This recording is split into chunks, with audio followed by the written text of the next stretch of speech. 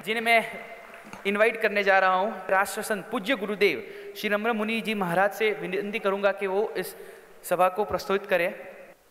हमारे सभी धर्म गुरु, मैं एक बात कहना चाहता हूं कि हमारे पूज्य दलाई लामा जी यदि 12 बजे भोजन ग्रहण करते हैं तो हमारी ओर से आज समय का दान आप सबका वरदान है। हम सबका ध्यान रखेंगे तो परमात्मा भी हमारा, इसलिए हमें दान और वरदान क्या करना चाहिए? समय का। हमारे आचार्य भगवान कुलचंद्र जी महाराजा वो भी फरमा रहे हैं। इतना बड़ा विश्व शांति का हम साधु संतों को एक स्टेज पर लाके अहिंसा का संदेश लोगों तक पहुंचाने का ये जो बीड़ा उठाया है लोकेश मुनि जी ने, ये अहिंसा की सबसे बड़ी भेंट विश्व में देने वाले सबसे पहले व्यक्ति हो तो भगवान महावीर हैं। विश्व में हिंसा, अहिंसा का व्याप दिन प्रतिदिन बढ़ते जा रहा है। अपने ही बनाए हुए विश्व को बढ़ते अगर नहीं अहिंसा रोकी तो नुकसान होगा। इतिहास गवाह है, जब जब भी संतों का मिलन हुआ है देश को बहुत बड़ी एक गिफ्ट दी है और वो आज इतिहास बनने जा रहा है। ये सब संतों इकट्ठे होके कुछ इतिहास बनने जा रहा है। किसी को इतिहास पढ़ने में शौक है, किसी को इतिहास लिखने में शौक है, लेकिन लोकेश मुनि को इतिहास बनाने का शौक है।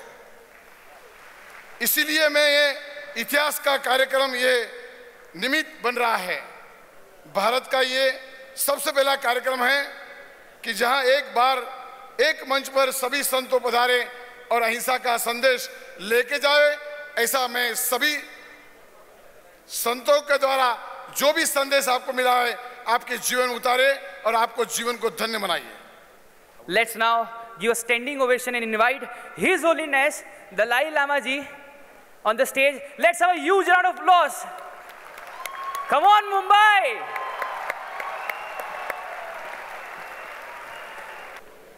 And rest of brothers, sisters. Indeed, I am very, very happy to participate in this wonderful meeting. Firstly,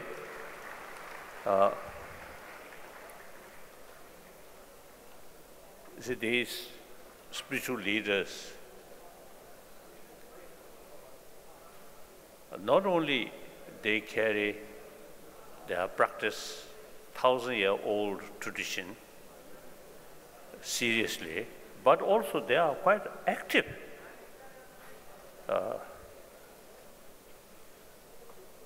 Helping where some problem there, helping try to solve through non-violent way. So I very much appreciate. Sometimes we, spiritual practitioner, you see, the idea, vision, very good, but sometimes a little lacking actual action. So now these, my brothers, really very, very active. So I very much appreciate. Now, my usual sort of, or say, day thinking, wherever I go, talk. Number one, I consider myself as one of the 7 billion human beings.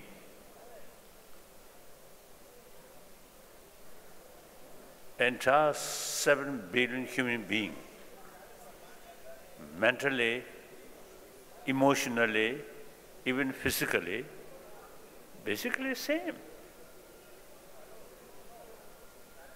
Like some of these spiritual brothers, a lot of hair here. Me, none. So these are minor differences. Basically, we are same. Physically also same. Now, important is entire 7 billion human beings want happiness, joyfulness. Nobody wants problem. However, a lot of problems which we are facing, east, west, south, north.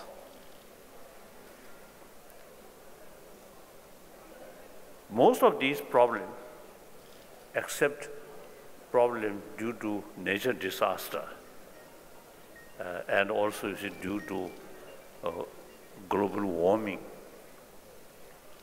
some nature disaster happen. But many of the problems which we are facing is our own creation.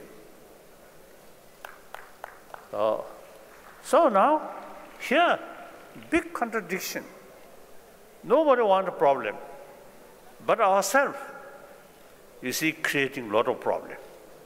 How? Here, our emotion.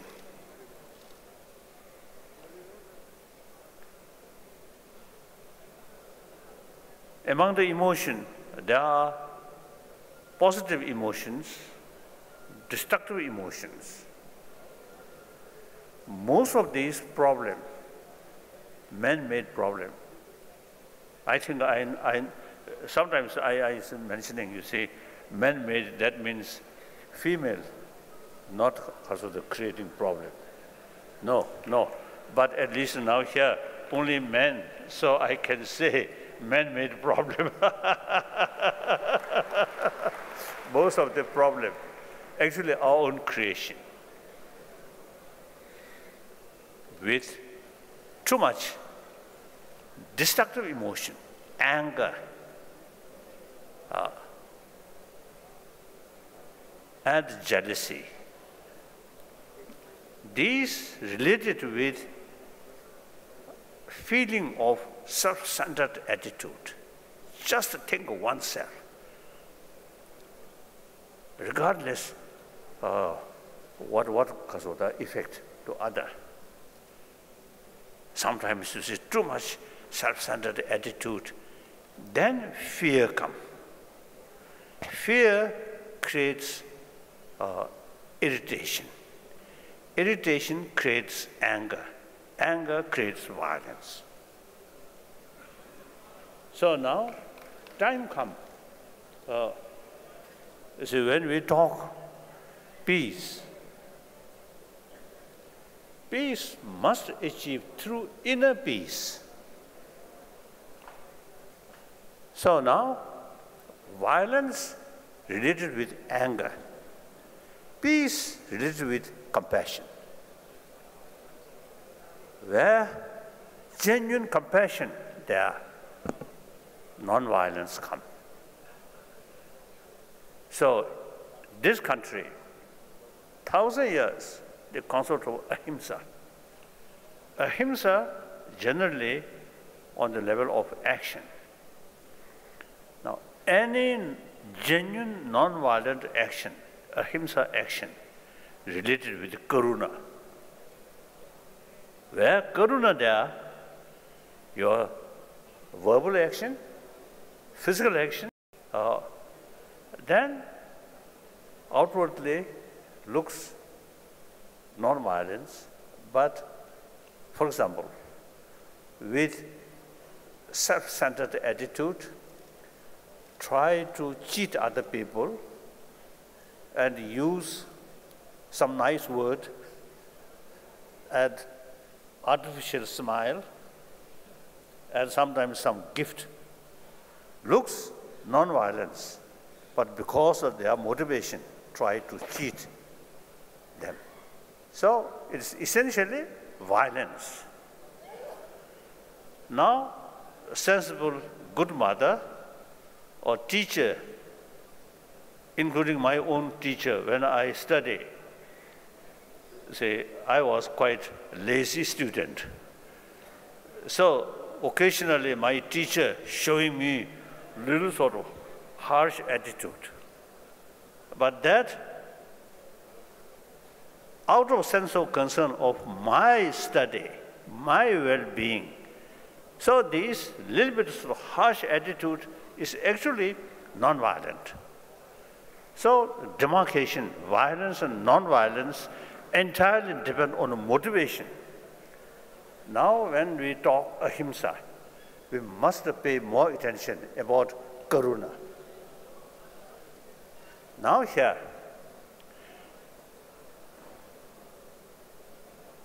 over 30 years, I have several sort of discussion with scientists, mainly cosmology,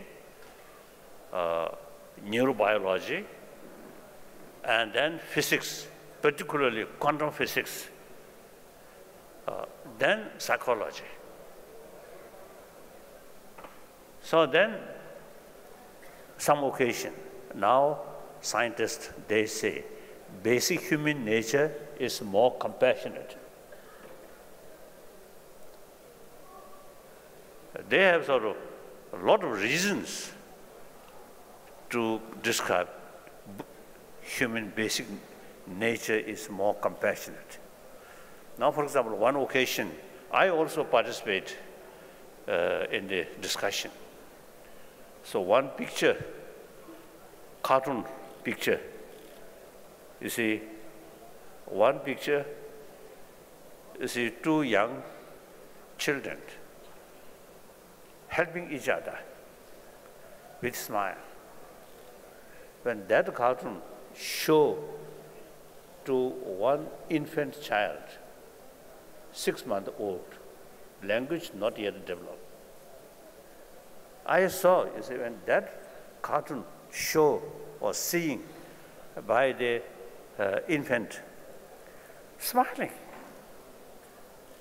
that infant enjoy the action of love, showing affection. Then another cartoon, you see two children, negative attitude one another. That picture, you see, showing to that infant child. Oh, child, also, you see, looking unhappiness, resentment, something like that. Then, of course, most important, constant anger develop, fear develop, actually eating our immune system. Whereas more compassionate feeling there, your health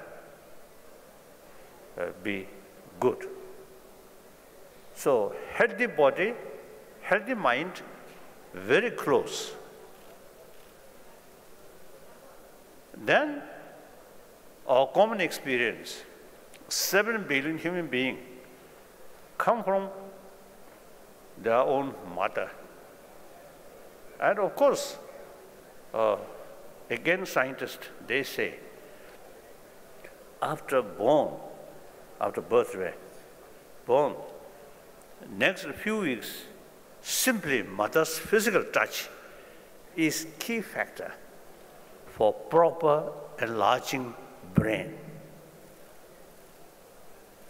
So that's our life start, including those troublemakers now out of 7 billion human beings. These also come from their mother. So in their blood, the appreciation of love is there. So anyone who appreciates love, they naturally, you see, they cherish love and all have the seed of compassion.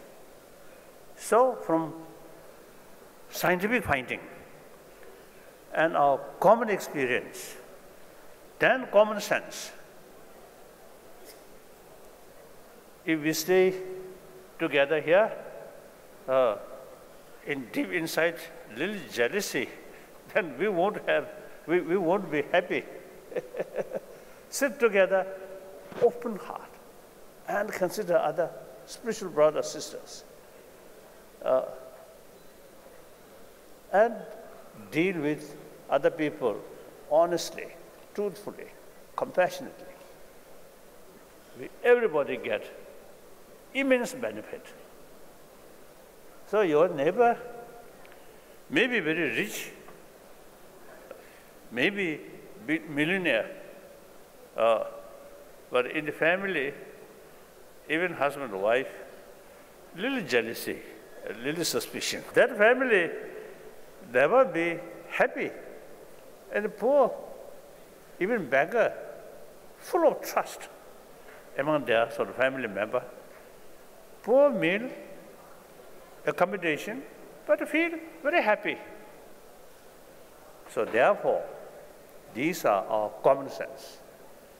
Now use our common experience and then scientific finding.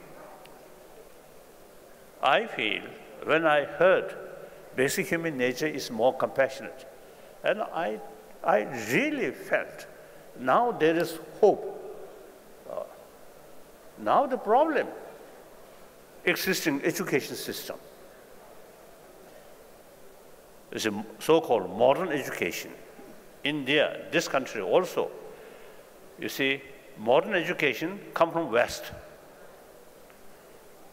I really feel at the time the India get independence, I think education, I think should involve some knowledgeable sort of Indian who have the ancient Indian knowledge.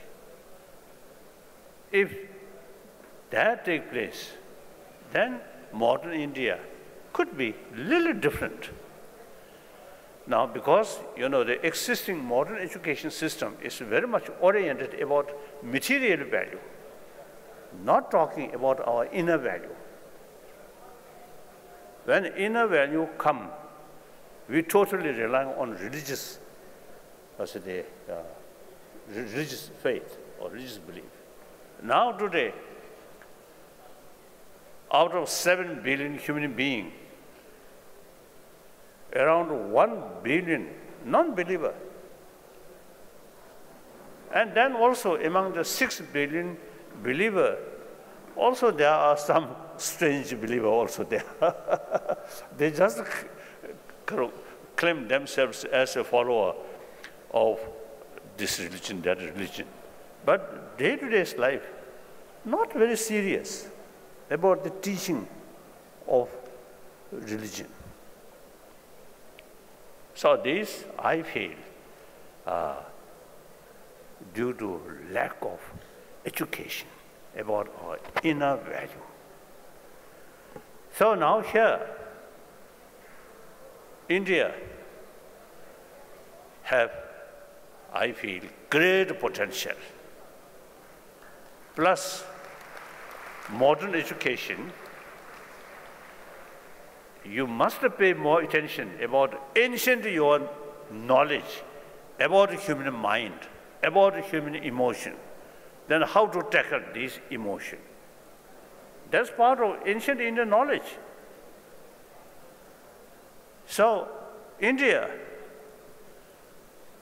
can combine modern education, the modern technology, modern material development, plus education about our inner value, such as karuna. Not just relying on religious faith, but use our common sense, as I mentioned earlier. So from kindergarten level up to university level, I think eventually in education field should include education about our inner value, so that existing material-oriented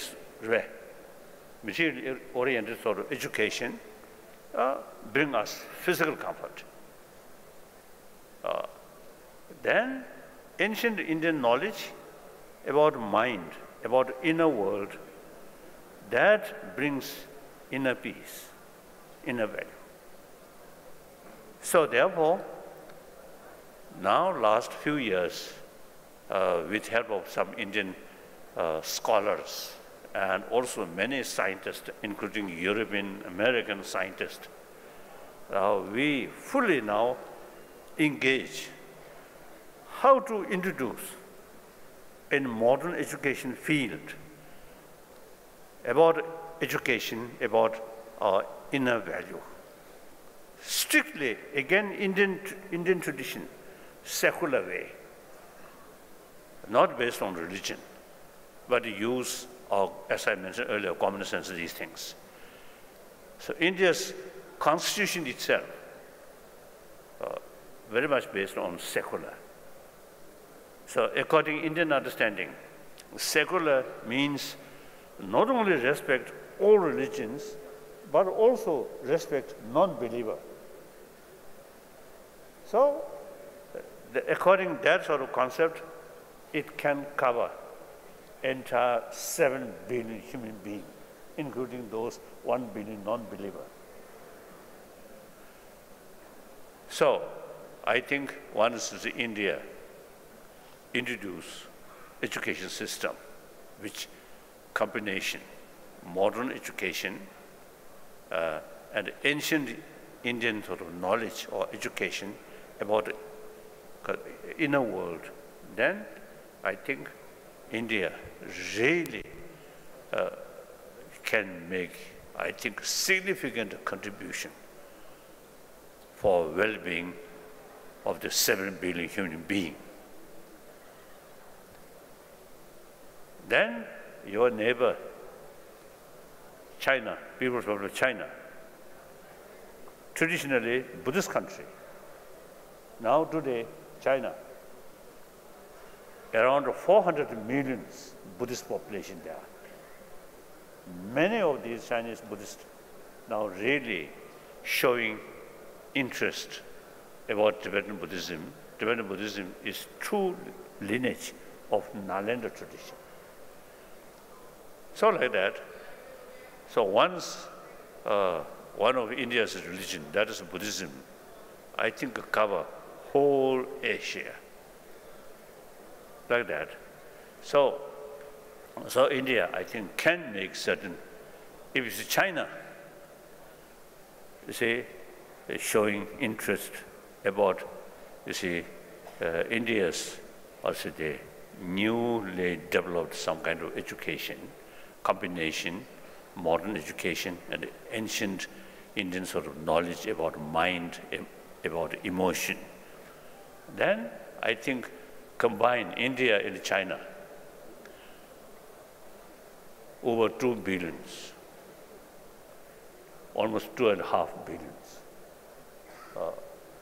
So that could be some significance for well-being of 7 billion human being, like that. So now, as a human being, we are social animal. At the modern time, the modern global economy, no national boundary. At the basic human value, these are